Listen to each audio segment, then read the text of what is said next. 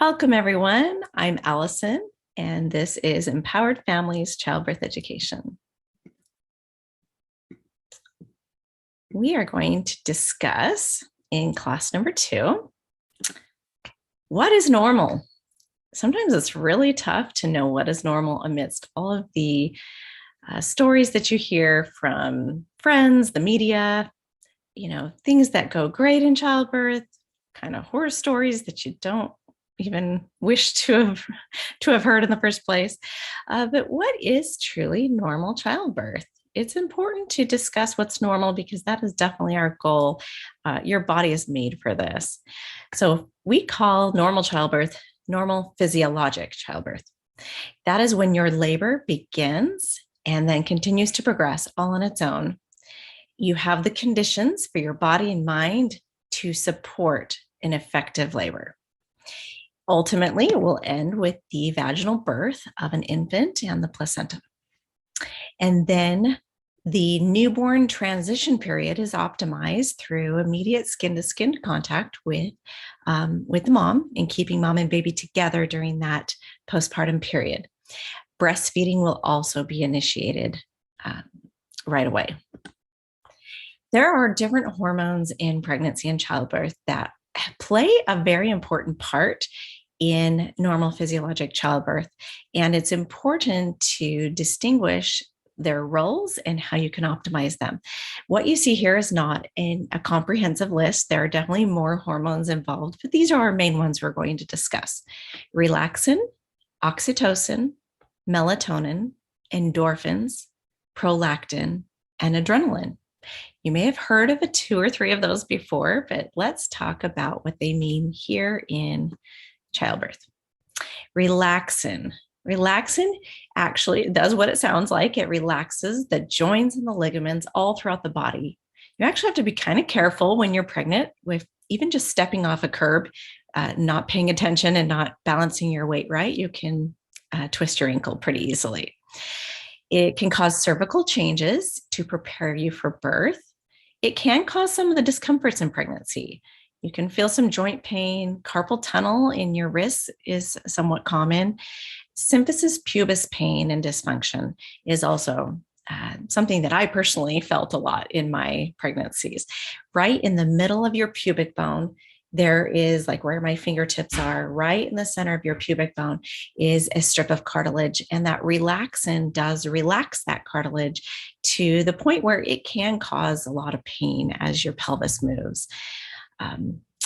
The relaxin also allows your pelvis to widen at the joints and at that the cartilaginous areas, like what I talked about in that symphysis pubis, to create a larger diameter for the baby. It will open more during birth as to allow the baby to pass through.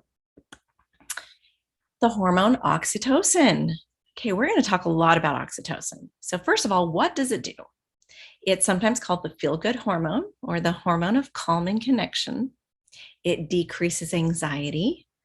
It raises your pain threshold, so it actually helps provide a natural euphoria. It produces drowsiness and just general calm feelings of well-being. It increases social interactive behavior to bond with others in close relationships. You see this in a variety of circumstances. You're going to see that in the mother-baby relationship, in the mom and partner relationship. You're going to see that in a sexual relationship. There are this hormone oxytocin just definitely helps that bond, one person bond to another in those close, important relationships. It also increases your sensitivity to sensory stimulation. You may actually have heightened senses with what you're hearing, your smells. Things can definitely be heightened with the action of the oxytocin. It is the polar opposite of your stress hormones, and we'll talk about that in a minute. Your oxytocin is increased. And remember, we do want oxytocin during labor. It's very important. It's increased when you're touched, whether that's massage, a sexual touch, or just other pleasant touch. When you feel calm, safe, cared about, loved, happy, amused, grateful, all good things, boosted by the presence of the hormone melatonin. So oxytocin and melatonin have this very special relationship where they work together. We'll talk about that more when we get to melatonin.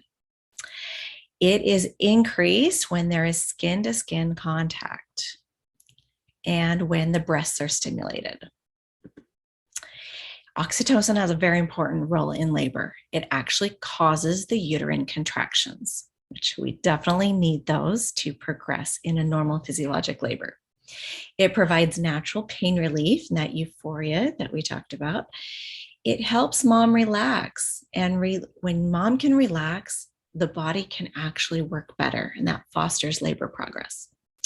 It aids in mom bonding with her partner and also her birth support team. So even like a doula who's has a very supportive, close emotional and physical role in labor along with the partner, the oxytocin will help bond her with them. It can also change the memory of a painful labor into a more positive and forgiving one.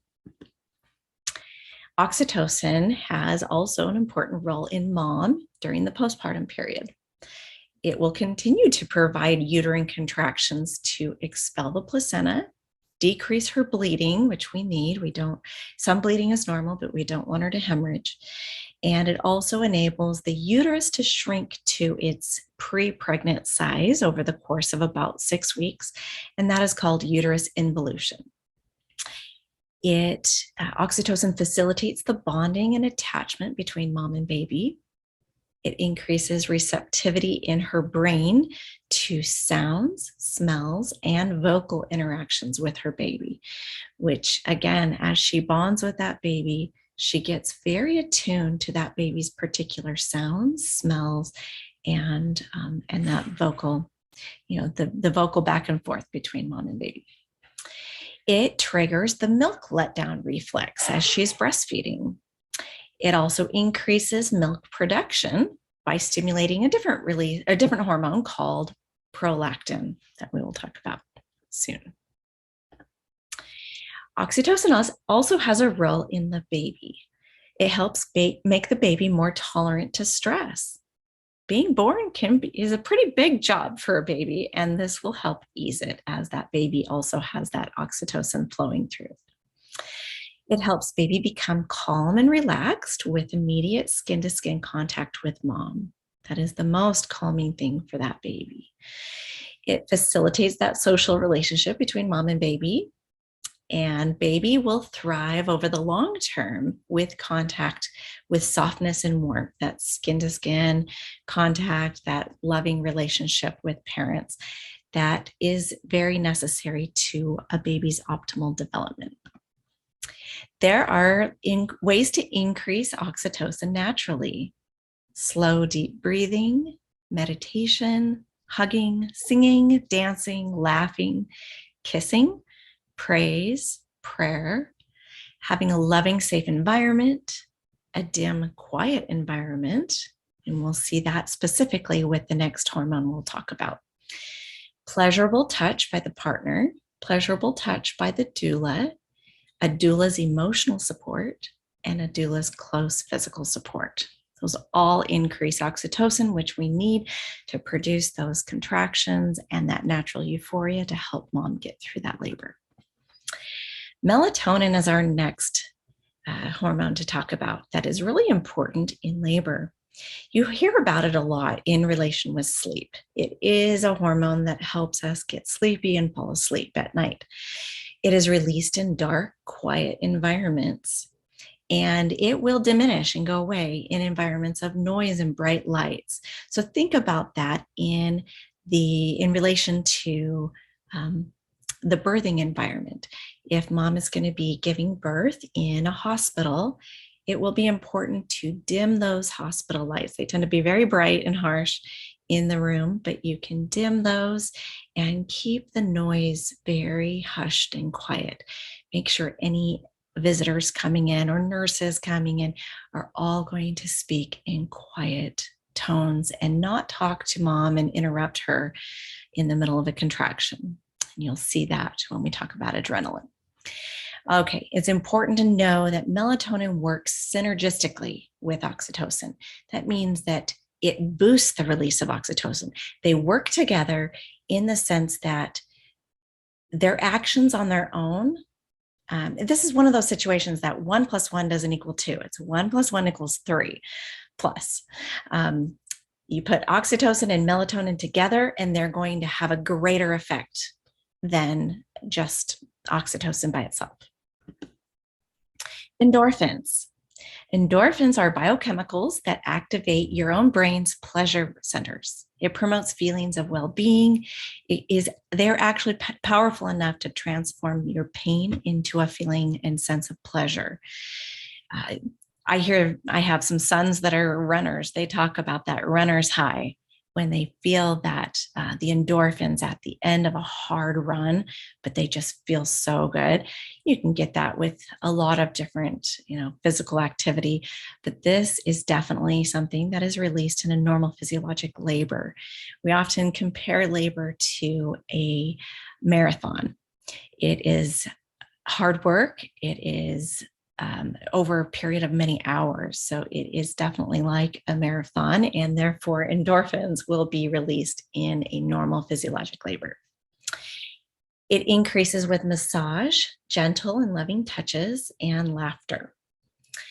It has a cumulative effect. So endorphins build up over time in a normal physiologic labor. And that is important because if those endorphins get interrupted for reasons that we'll talk about in the future with medical interventions and such, you won't get the buildup of those endorphins. And that can be a disappointing thing with how good they can help a woman feel after such a long, hard labor.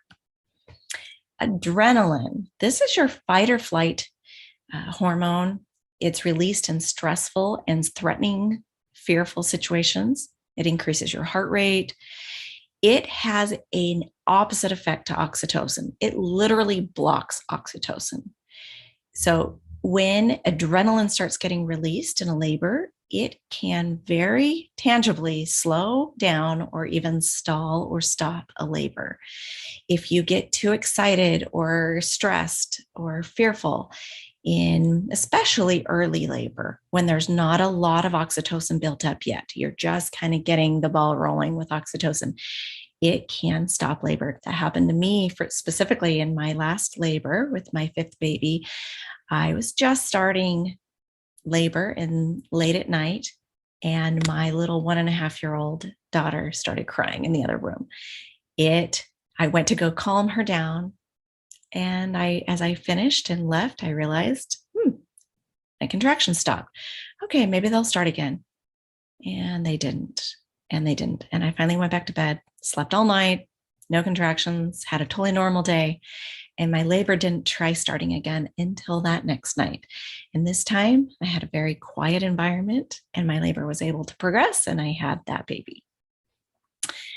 It is triggered by bright lights, unfamiliar faces, stressful questions, being startled during contractions. So if you are in, say, a hospital environment with those bright lights, or maybe nurses and people that you don't know, or maybe you're getting bothered constantly during contractions, you're going to have adrenaline, and it can negatively affect the progress of your labor.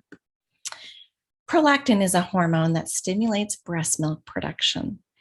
It is promoted by the hormone oxytocin. So if you recall, we talked about oxytocin actually stimulating the letdown reflex, the milk ejection reflex. So we need that, but then we actually need prolactin also to work with it to make the breast milk. As your baby breastfeeds, your body will regulate how much is going out so that it can then produce more to replace that for the next feeding. And it will, as your baby goes through growth spurts, and it needs an increased production as the baby suckles more. So that third bullet point, it's released to the intensity and frequency of suckling. As you breastfeed your baby more frequently, especially during growth spurts, you will produce more milk.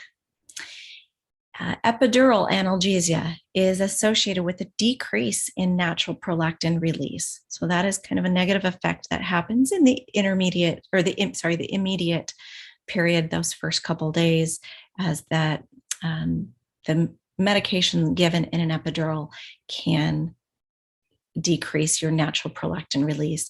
That is something that can be built up later, as time goes on with diligence, with frequency of breastfeeding, that prolactin can be built up. So medical interventions can have a lot of negative effects on your birthing hormones. Just generally speaking, your medical intervention leads to stress, fear, discomfort. That leads to adrenaline being released. And as you recall, adrenaline has the action of blocking oxytocin. So then your oxytocin levels in your blood are going to decrease, which will potentially slow or stall your labor. And therefore, more medical interventions are needed. So